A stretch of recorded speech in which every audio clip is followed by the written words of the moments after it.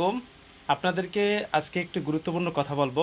দেখেন, ইনস্টিম অ্যাডস, এই ইনস্টিম অ্যাডসের সামনে সেটআপ, এই সেটআপটা যদি আপনারা কেউ পেয়ে থাকেন, তাহলে সাথে সাথে আপনি সেটআপটা করে রাখবেন 24 ঘন্টার ভিতরে। সেটআপটা করে রাখবেন 24 ঘন্টা পর, কিন্তু সেটআপটা কিন্তু হারিয়ে যাওয়ার সম্ভাবনাও থাকে। এরপরে আপনি পরবর্তীতে কাজ করলে কন্টেন্ট মনিটাইজেশনও পেয়ে যাবেন। আর ইনস্টিম অ্যাড থেকেও কিন্তু আপনার ইনকাম হয়।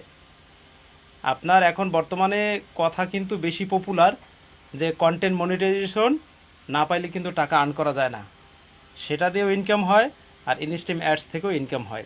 আপনার প্রত্যেকটা টুলস থেকে ইনকাম হয়, যেরকম স্টার, অ্যাডস অন রিলস, এরপরে partner ads, instream ads, content monetisation, প্রত্যেকটা দিয়ে আপনার ইনকাম আছে।